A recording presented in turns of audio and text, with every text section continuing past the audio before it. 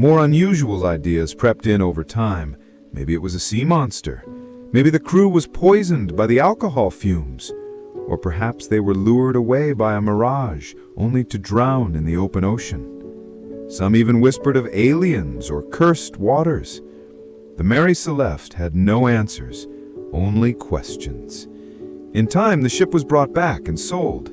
She changed hands many times, and her new owners never seemed to fare well. Some believed she was cursed. Eventually, she was wrecked on a reef in 1885, but the legend lived on. The mystery of the Mary Celeste has never been solved. No bodies were found, no lifeboat ever turned up. It's as if the people aboard simply stepped off the face of the earth. Today, it remains one of the greatest maritime puzzles of all time. A ghost ship sailing straight into history, dragging its unanswered story behind it like a shadow across the sea. On the night of March 8, 2014, Malaysia Airlines flight MH370 took off from Kuala Lumpur, heading for Beijing. There were 239 people on board, families, business travelers, couples returning home. Everything seemed normal. The plane climbed to cruising altitude, the pilots checked in with air traffic control, and then silence. Just 38 minutes after takeoff, MH370 vanished from radar. One moment, it was there. The next, it was gone. No distress call, no emergency message. It simply disappeared into the night sky. At first, people thought it must have crashed near Vietnam. Rescue teams searched the area for days, but found nothing. No wreckage, no oil slicks, no floating debris. The ocean kept its secrets. Then came a twist. Military radar later showed that the plane had made a sharp turn, completely off course, and flown back over Malaysia, then out over the Indian Ocean. This was not an accident. Someone had taken control of the plane. But who? And why? Theories began to swirl. Was it the pilot? Did he deliberately fly the plane off course? Some said he was troubled, maybe trying to send a message. Others pointed to the co-pilot, or even a hijacking. But there was no claim of responsibility. No ransom demands, no political motive, just more silence. The Indian Ocean is vast and deep, so deep it could swallow a city. A massive search began, using ships, submarines, and satellites. Months turned into years. Pieces of wreckage eventually washed up on distant shores, fragments of a wing, parts of the interior, but never the main fuselage. The black boxes, which might explain everything, were never found. In the absence of facts, the world guessed. Maybe the plane lost pressure and everyone on board fell unconscious, leaving it to fly on autopilot until it ran out of fuel. Maybe there was a fire. Maybe the electronics failed. Or maybe something darker happened, something no one wants to say out loud. What made MH370 so haunting wasn't just the mystery, it was the people. Parents waiting at the airport, children who never came home, families frozen in grief, clinging to hope that somewhere, somehow, their loved ones survived. But hope faded. Time moved on. The answers never came. Today, MH370 remains one of aviation's greatest mysteries. It's a story of technology failing, of human lives lost in an age when we believed we could track anything, anywhere. A commercial jet in our connected modern world should not just disappear. And yet it did. In 1947, a chilling message crackled through the airwaves in the busy shipping lanes of the Strait of Malacca. It came from a ship no one had heard much about, the SS Orang Medan. The message was simple and terrifying. All officers, including the captain, are dead, lying in chart room and bridge, possibly whole crew dead. Then came a final burst of static, just 2 words: I die. The signal was picked up by nearby ships. One of them, an American vessel, changed course immediately, trying to help. When they reached the Orang Medan, it was a strange and silent sight. The ship floated aimlessly on calm waters. No one came out to greet them. There was no movement, no sound, only a strange sense of unease. The boarding party climbed aboard and found horror. The entire crew was dead, their eyes wide open, faces twisted in fear. Some lay sprawled on the deck, others collapsed inside.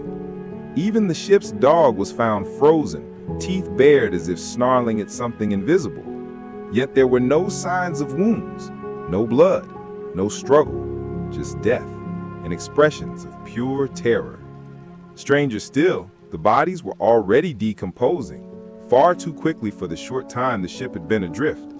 There were no signs of damage to the ship itself, no fire, no leak, no clue as to what had happened. It was as if death had simply crept aboard, struck everyone at once, and vanished into the mist. The rescuers decided to tow the ship back to port for investigation, but before they could get far, smoke began to rise from below deck. Moments later, the Orang Medan exploded with a violent blast and sank into the sea, taking all its secrets with it. Ever since, the story of the Orang Medan has haunted sailors and mystery lovers alike. No official records of the ship seem to exist. Some say it was carrying dangerous chemicals like potassium cyanide or nitroglycerin, and a leak might have created toxic fumes. But why would a chemical leak leave behind such terror-stricken faces? Others believe it was more supernatural. Some suggest a ghost ship, cursed or haunted. A few go even further, talking about alien encounters or secret government experiments. The fact that the ship exploded so suddenly only adds to the suspicion. Was someone trying to cover something up? Skeptics claim the story is just that, a story. A maritime legend passed from sailor to sailor, each time with a few more dramatic details. But the strange radio message was real enough, and there are logs from ships that recorded it. Something did happen that day, and the truth may be stranger than fiction.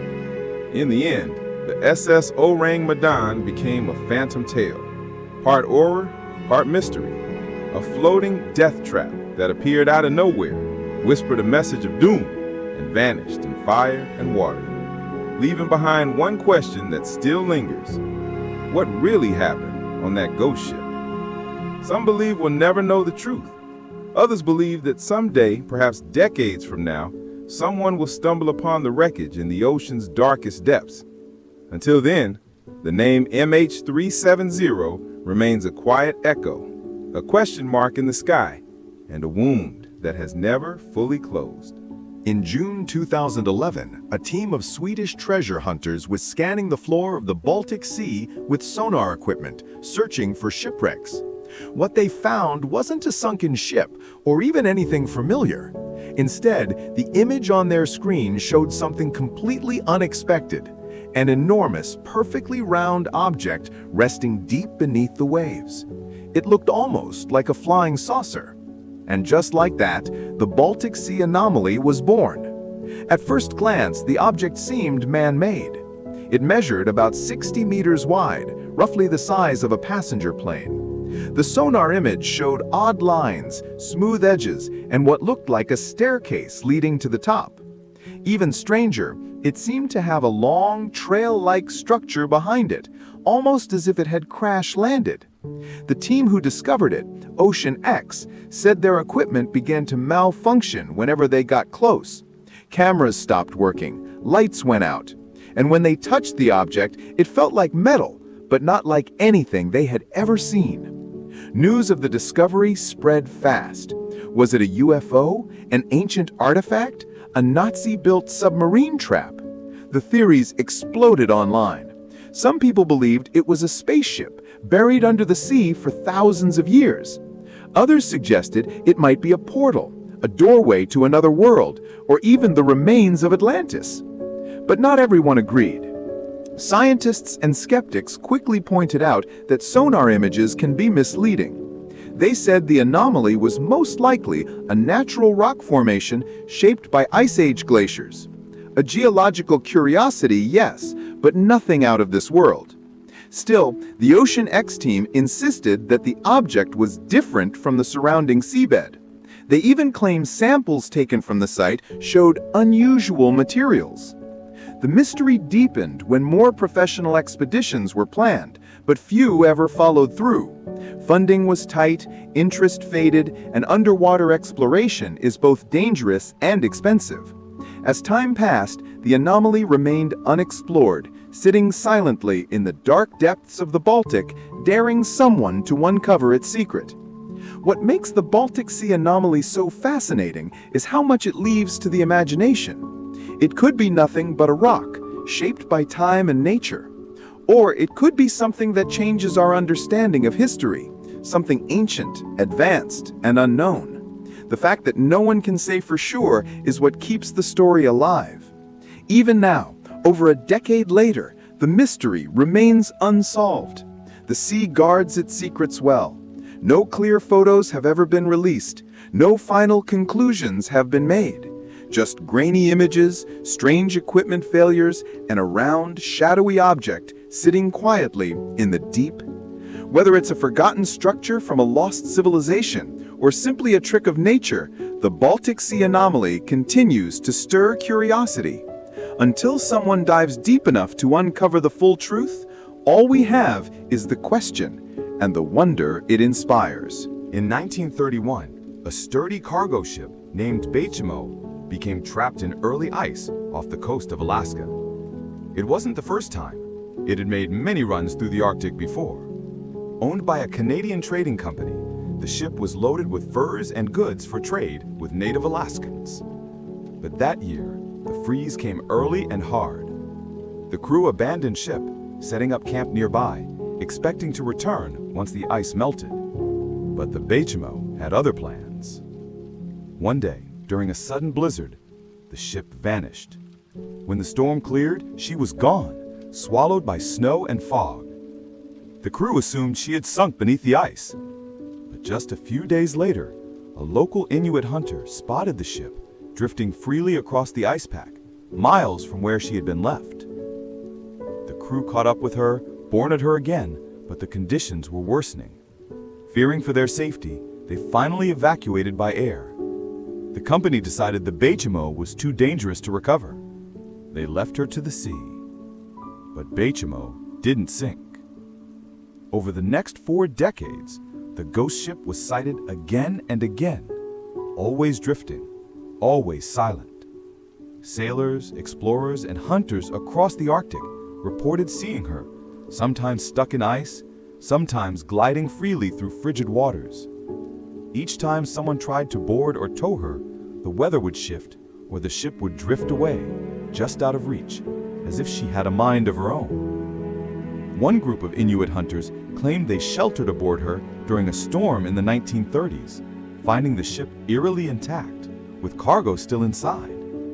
Another time, a group of explorers tried to salvage her, but she slipped away into a sudden fog. It was as if the Bachimo wanted to stay alone, unclaimed, wandering forever. By the 1960s, the sightings grew fewer, but the legend had already taken hold. The Arctic's ghost ship, still sailing, uncrewed, and unstoppable, became a tale told in hushed voices, a warning to those who dared the northern seas. She was the ship that refused to die. In 1969, nearly 40 years after her abandonment, Bachimo was spotted one last time off the coast of Alaska. Then, nothing. She vanished into the ice for good. Some believe she finally sank beneath the frozen waves. Others think she's still out there, hidden beneath layers of ice, waiting for the right moment to drift back into view.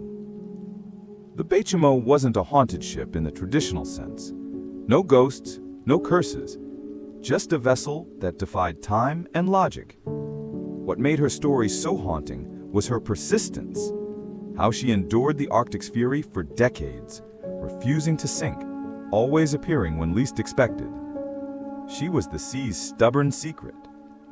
The Bachimo reminds us that the ocean doesn't always follow our rules. Sometimes, it keeps its own legends alive, sailing quietly through the mist, leaving us to wonder if maybe, just maybe, some ships choose their own fate.